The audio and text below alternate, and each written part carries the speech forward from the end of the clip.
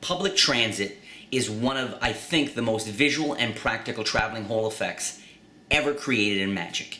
Now, I know that sounds quite acclaimed, sounds like a lot of ego there, but I've been working on this kind of plot and these themes for many, many years, and I just love the economy of this. Sign card, hole visually travels, free deselection, 100% free selection, any card in the pack. They sign it, punch a hole in it, the hole visually jumps, hand the card out as a souvenir. Boom. Instantly reset to do it again and again and again. So, what's the gimmick? The gimmick is a double-backed card. You could take two cards, glue them together, but I think it probably makes worth the investment investing in a double-backed playing card. And what I've done is I've taken a standard hole punch. Where's my standard hole punch? Sorry about that. My sex robot was doing weird things with the hole punch. Standard hole punch, and what you do is I've punched a hole, and I made sure, because you want to, so I slide this in, going as far as I can. That means that time and again I'll be in the exact same spot. And I punch the hole right out of the head of one of the angels, okay? I've punched a hole in one end of the card, and then what I've done is I've taken a Sharpie marker and I've drawn a circle. And notice I have a little bit of a 6 pattern, okay? A little bit of a 6 pattern. I've drawn a circle around on one side of the hole, and on the other side of the double back card, I draw a circle in the exact same spot but on the other end. That is my gimmick. Punched and circle on one side and circle on the other end of the other. Now this gimmick starts, typically what I'll do, it starts on the bottom of the pack. And so what I'll often do is do some card tricks, shuffle the pack, all good. And then I just have to either put the deck in my pocket on top of this gimmick, then take the deck out after I've done a mentalism trick or a coin trick and say, let me show you one last amazing thing. And I'm all set with the gimmick on the bottom. Or, of course, you can gamble or cop. You can palm this in. At some point, take the deck's been shuffled, take it back, and I'm going to kind of gamble or comp this into the bottom. Now, let me adjust the camera here so you can see the setup and the handling and how, at first, it may seem a bit complicated, but this flows so beautifully. It really does. So this is the gimmick, okay? Got it on the bottom of the pack, and what I typically do now is I double undercut the gimmick to the, there's a couple different ways you can do this, but I'm going to double undercut the gimmick to the top of the deck. So I get a break above the bottom card, and I cut the pack, and then as I cut the pack again, completing the cut, I lift the deck up a little bit so that nobody, because if I do this now, people will see, okay?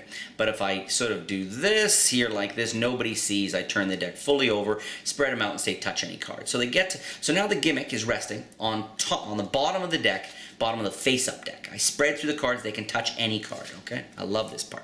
So they touch any card, any totally free card. Okay, and I take their card, I turn it over, say I'm going to try something here, and now on the back of the card, okay, on the back of the card, right where I want it to be, I'm going to draw one of my little, there and there like that, okay? I draw one of my little sixes there around one end of the card. I draw that, I show it to them, but I don't let them look at it too long, it's just sort of there, okay, like that. Then I take their card and I slip this here like this, okay, and I turn this over, just like that. So what I've done is I've now got their card face up on top of the gimmick, okay? And I ask them to sign their card, and they sign their name across the face of the card. Nice and dramatic and big. So far all I've done is spread out the pack, have them touch any card, and they sign their name on it. Very direct, but I've got myself set up where I want to be. Now, the only other thing I'd warn you about is you want to make sure that the gimmick end, okay, is at the right end. You want to make sure that it's, how am I trying to describe this to you here? Let's do it this way. Is you want to make sure that this end is at the same end as the punch hold end. Okay, that's the best way I can describe it. Right? Now, so they've selected a card, I put it on top, they sign their name on it, and what I'm going to do is I'm going to turn this over. And there's no surprise, they should see now, notice that they should see that this drawn hole, it makes sense that they see a 6 because they think that's the same one I've drawn. Actually, that's the same one I've drawn there, okay? But that's there. Now, so that's my setup. I lift the top 2 cards up on the back end, and I come over. Now, there's already a pre-punched hole there. It's my gimmick. So it's very easy for me to take this, okay, line this up with my pre-punched hole, like this, slide it on, and I punch a hole right through the hole that's already in the gimmick, okay? I'm going to punch a hole right through the hole that's already in the gimmick, there like that. All right. Now, I'm going to take the gimmick up and necktie the deck, meaning I'm going to let it drop down.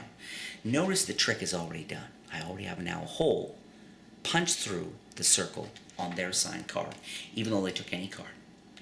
I'm going to drop this down here, sort of take this between thumb and finger, lift it up like this, let that drop, and focus all attention now here.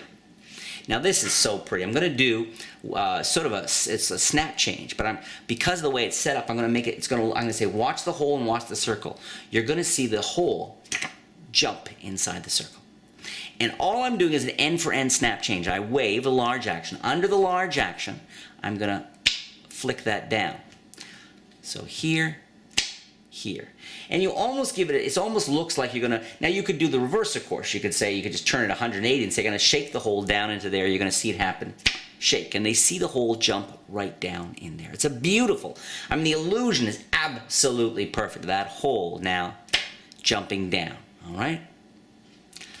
No other explanation. Now to finish, all I do is I take this. I've just done something absolutely impossible. And I kind of reverse that necktie. I lay it back down on top of the deck, okay? And I lean forward and say, feel that. Is that a real hole? It actually jumped. And now I just do a double lift, turning over, okay? Showing they can feel this too. A double lift. They can feel this here as well. If you want, you can slide this forward here like this and sort of cover that part. You don't want to flash that part, obviously. But you can cover the hole you can slide this forward, cover the hole. But I think it's enough to just lean forward. So basically what you've done is you said, it's just happened. You lay it down, say, feel that, right? That's a real hole, right? Do a double lift. Say, go ahead. It's really right through. It's hot from one end. Now, slide this back, take it off. Well, this hand goes to your pocket with the deck.